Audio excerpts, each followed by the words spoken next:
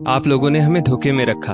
आपने हमें बताया कि आप बड़े इंजीनियर हैं, शहर में नौकरी पेशा हैं, पढ़ाई का महत्व समझते हैं। सच्चाई तो ये है कि आपने नौकरी केवल अच्छी पत्नी पाने के लिए की थी। शादी के दूसरे महीने से ही आपने अपनी 20,000 की नौकरी छोड़ दी और अपने बड़े भाई के साथ उनकी कपड़े की दुकान पर बैठने लगे। हमें बताया गया कि आपकी नौकरी है, आप आत्मनिर्भर हैं, अच्छा वेतन है, लेकिन ये सब झूठ निकला। पति पत्नी का रिश्ता मजबूत होने के साथ नाजुक भी होता है। झूठ दीमक के समान होता है जो किसी भी रिश्ते की नींव को कमजोर कर देता है। मुझे आपके कम वेतन से दिक्कत नहीं है, दिक्कत है तो आपके झूठ से। हमें दिखाने के लिए आपने 2 महीने की नौकरी की और जब शादी हो गई तो नौकरी छोड़ भाई के साथ दुकान पर बैठ गए। आप इंजीनियर तो बन गए, लेकिन मामूली अंकों के साथ। ऐसे में कैसे आपको अच्छी नौकरी मिल सकती थी? इसलिए आप लोगों ने झूठ का सहारा लिया, बताया कि आपका अच्छा वेतन है। औसत दर्जे की सामान्य सी दुकान से माता पिता, दोनों भाइयों के परिवारों का खर्चा कैसे निकलेगा? इसीलिए लोग आपको लड़की देने से कतराते थे। तब आपने लड़की वालों को झांसे में डालने के लिए नौकरी शुरू की। नौकरी करना आपको रास नहीं आता था, क्योंकि मेहनत करना तो आपके स्वभाव में ही नहीं है। माफ कीजिएगा, कहना तो नहीं चाहिए, लेकिन आप कामचोर व आलसी किस्म के व्यक्ति हैं। रोशनी ने गुस्से और दुख के मिले जुले भाव से अपने पति समीर से कहा। हाँ, तो नौकरी छोड़ अपनी दुकान में आ गया, इसमें दिक्कत क्या है? वहां भी तो काम ही करता हूं, समीर ने कहा। कैसा काम? कुछ काम है वहां आपके करने लायक? पापा जी गल्ले पर बैठते हैं, बड़े भाई साहब शहर जाकर माल ऑर्डर कर देते हैं, दुकान का सेल्समैन ग्राहक को माल दिखा देता है।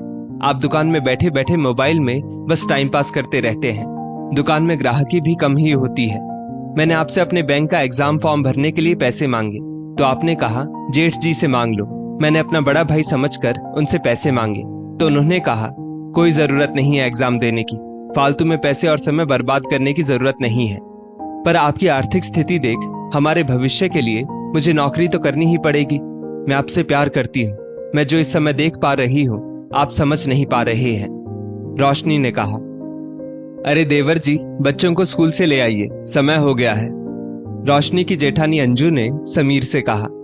और हाँ, जाते जाते 10 किलो गेहूं चक्की में देते जाना, अंजू ने कहा।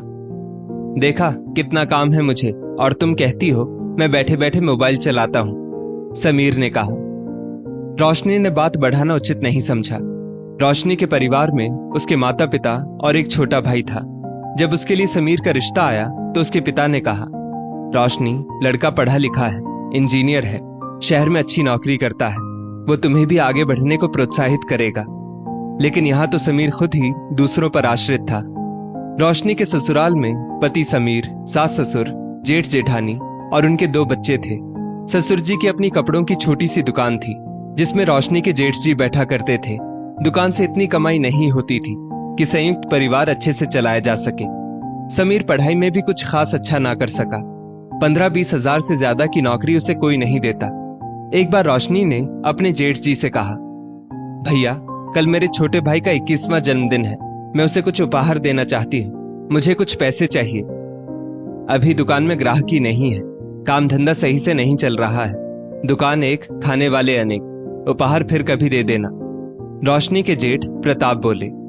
इस बार फिर रोशनी मन महसूस कर रह गई। धीरे धीरे रोशनी परिस्थितियों से सामंजस्य बैठाने की कोशिश करने लगी।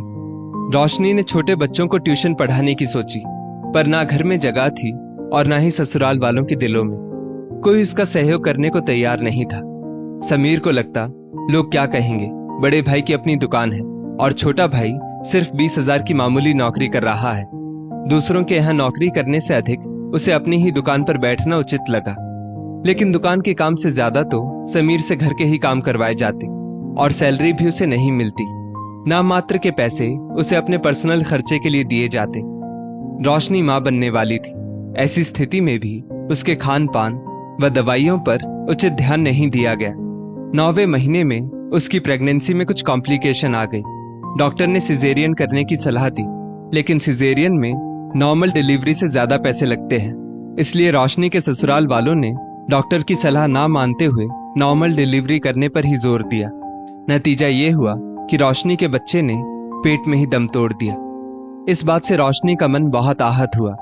रोशनी ने भले ही जीवित बच्चे को जन्म नहीं दिया, पर उसका शरीर तो कच्चा था। उसे पर्याप्त शारीरिक और मानसिक आराम की जरूरत थी। बच्चे को खो देने का दुख उसे पहले से ही था। उस पर भी ससुराल वालों ने हमदर्दी दिखाने की बजाय 2 दिन में ही उसे घर के कामों में लगा दिया। रोशनी की स्थिति बद से बदतर होती जा रही थी। दुकान पर जेठ जी की चलती और घर पर जेठानी की। उसके खाने व पहनने ओढ़ने का जिम्मा भी जेठानी ने ले रखा था। वो अपनी मर्जी से खाने का कुछ बना ही नहीं सकती थी। उसका पति न खुद अपने भविष्य के बारे में सोच रहा था और न ही रोशनी को कुछ काम करने दे रहा था, जिस वजह से घर में हर दिन विवाद होने लगे। इन्हीं विवादों के चलते समीर ने घर वालों के बहकावे में आकर रोशनी को तलाक दे दिया। रोशनी अपने मायके आ गई। पति कुछ खास कमाता नहीं था, इसलिए उसे मेंटेनेंस के पैसे भी नहीं मिले और न ही उसने अपने पति से पैसे लेने की इच्छा जताई। पति से अलग होने के बाद रोशनी ने अपनी पढ़ाई जारी रखते हुए खुद के पैरों पर खड़े होने का निर्णय लिया। रोशनी ने अपनी पढ़ाई निरंतर जारी रखते हुए कड़ी मेहनत की। उसने बैंक का एग्जाम दिया। नतीजा ये निकला कि उसने लिखित एग्जाम पास करने के साथ इंटरव्यू भी क्लियर कर लिया। उसे दूसरे शहर के सरकारी बैंक में अच्छी पोस्ट पर नौकरी मिल गई थी। रोशनी का तलाक हुए 5 साल हो चुके थे। रोशनी सोचती भी थी कि काश उसकी इस कामयाबी में उसका पति समीर भी उसके साथ होता, पर उसने तो बीच मझधार में उसका साथ छोड़ दिया था। वो अपनी जिंदगी में आगे बढ़ चुकी थी। किस्मत का खेल कब पलट जाए ये किसी को नहीं पता। कुछ ऐसा ही हुआ समीर के साथ। समीर की तबीयत खराब रहने लगी। वो जिंदगी और मौत की जंग लड़ रहा था। डॉक्टर को दिखाने के बाद पता चला उसे कैंसर है। कैंसर की बीमारी दूसरे स्टेज पर पहुंच चुकी थी। बीमारी का पता लगते ही परिवार वालों के लिए वो बोझ बन गया था। उसके माता पिता भी वृद्ध हो चुके थे, जो बड़े भाई पर पूरी तरह से आश्रित थे। समीर के पास आर्थिक और मानसिक सहारा देने कोई नहीं था। जैसे तैसे सरकारी अस्पताल में उसका इलाज चल रहा था। रोशनी को समीर की बीमारी की जानकारी उसके दोस्त अजय से मिली, जो समीर का भी दोस्त हुआ करता था। रोशनी ने तुरंत ही अपनी सारी कड़वाहट को भुलाकर अपने पूर्व पति का साथ देने का निर्णय लिया। रोशनी समीर के पास जाती है। रोशनी को देखते ही समीर की आंखों में आंसू आ गए। रोशनी, मैंने तुम्हारे साथ बहुत गलत किया। तुमने मुझे हमेशा काम करने को प्रोत्साहित किया, लेकिन मैं कामचोर निकला। बस बैठे बैठे आराम की रोटी खाना चाहता था। आज देखो, इसी बात की सजा मुझे मिल रही है। आज मेरे पास भी पैसे होते तो मेरा इलाज सही से हो सकता था। मुझे माफ कर दो रोशनी। मुझ जैसे आलसी के साथ शादी करके तुम्हारी जिंदगी बर्बाद हो गई, समीर ने कहा। समीर, जो हुआ सो हुआ। अब पछताने से कोई फायदा नहीं है। मैं तुम्हें इस हालत में नहीं देख सकती। तुम मेरे साथ चलो, मैं तुम्हारा बेहतर इलाज करवाने की कोशिश करूंगी, रोशनी ने कहा। रोशनी समीर को अपने शहर, अपने घर ले आती है। वहां अपनी पूरी जमा पूंजी लगाकर उसका इलाज करवाती है।